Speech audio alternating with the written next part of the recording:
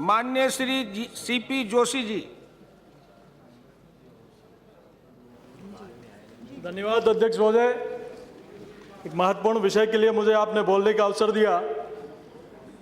सड़क और national highway तो किसी भी देश की अर्थव्यवस्था के लिए एक महत्वपूर्ण सड़क अपनी महत्वपूर्ण भूमिका निभाती है।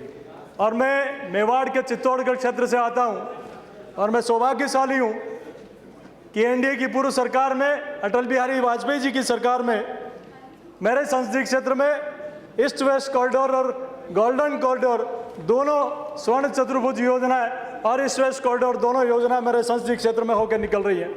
किसी भी सरकार की दूरदर्शिता यहाँ झलकती है कि 2000 में उस सरकार ने उस योजना की नींव रखी और 2004 में उस योजना को इस राष्ट्र के लिए समर्पित कर दिया। 23,000 किलोमीटर उस सरकार में नेशनल हाईवे की सड़क बनी और 18 किलोमीटर प्रतिदिन की स्पीड से वो सड़क बनी। लेकिन पिछले 10 सालों में घोषणाएं और अवार्ड जारी होने के अलावा कुछ नहीं किया। और इन 10 वर्षों में हम देखें तो 4 किलोमीटर की स्पीड से भी ये रोड नहीं बनी।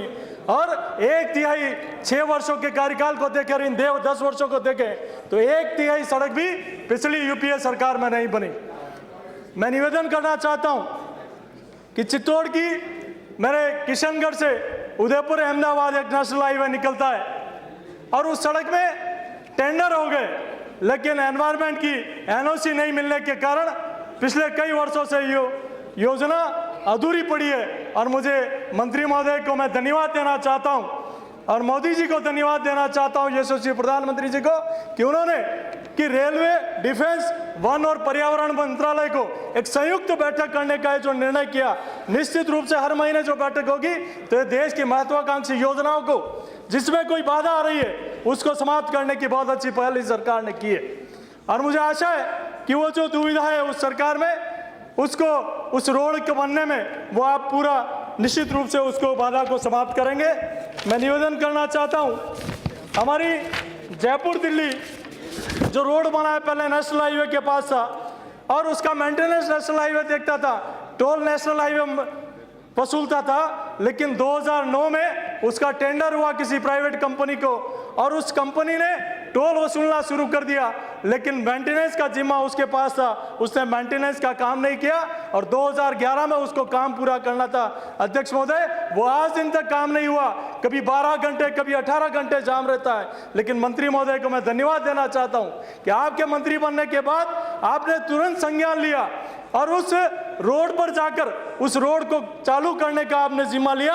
और उसका इतना ही नहीं, पिछली सरकार में तो सिर्फ घोषणाएं और अवार्ड होते थे, आपने इन्हें 1 महीने के अंदर उसको 3 फेज में उसको काम करके अवार्ड जारी कर दिया और उसको टेंडर भी जारी कर दिए।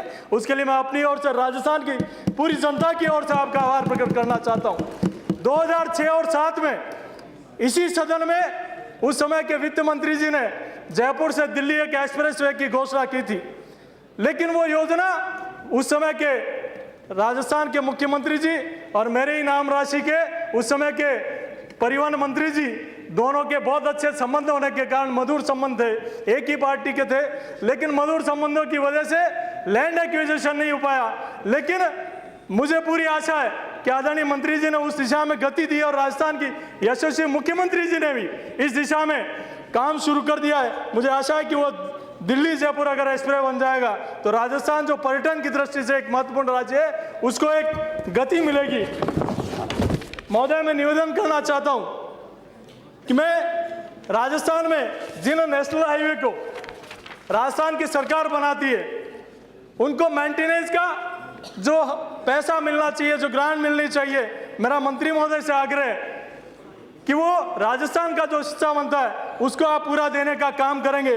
दूसरा, मैं जिस क्षेत्र से आता हूं, मेवाड़ से आता हूं, वो महाराणा प्रताप की धरती से आता हूं और जो महाराणा प्रताप का सीरियल आप सब लोग देखते हैं, जिन्होंने गुलामी कभी स्वाधीनता के लिए माल छोड़ दिया, घास की रोटियां खाई, ऐसे महाराणा प्रताप की धरती से आता हूं। निवेदन करता हूं कि जहां दोनों राष्ट्रीय मार्ग चित्तौड़ में होकर निकल रहे हैं, वहां एक ऐसा सर्कल है, रिठोला सर्कल जंक्शन, जिसमें 65,000 स्क्वायर मीटर, मैंने आपसे निवेदन भी किया था, 65,000 स्क्वायर मीटर जमीन वहां पड़ी है।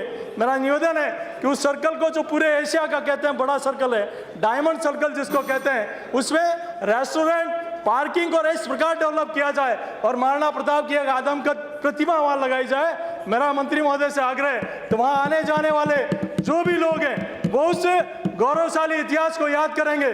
और मैं आग्रह करें, अगर उस सर्कल का नाम भी महाराणा प्रताप सर्कल हो जाए तो पूरे राजस्थान की नहीं, पूरे देश की जनता आपके कृतज्ञ रहेगी। मैं इस विषय में निवेदन करना चाहता हूं कि अगर आपका विभाग अगर प्रतिमा नहीं लगा सके और नामकरण कर दे प्रतिमा, अगर विभाग आपका आदेश देगा तो हम किसी औद्योगिक घराने से आग्रह करेंगे झोली फैला के एक गौरवशाली इतिहास महाराणा प्रताप की मूर्ति वहां लग सके। चूंकि मुझे बोलने का बहुत काफी विषय है, लेकिन मुझे आशा है कि राजस्थान को जो हिस्सा मिलना चाहिए, राजस्थान के मुख्यमंत्री ने भी, माननीय वसुंधरा जी ने भी एक कई सड़कों का जाल बिछाया मुख्यमंत्री सड़क योजना के नाम से, और मुझे केंद्र पर पूरा विश्वास है कि राजस्थान सड़कों के मामले में प्रगतिशील है और आपकी मदद मिली तो निश्चित रूप से राजस्थान देश के अग्रणी राज्यों में आके खड़ा होगा।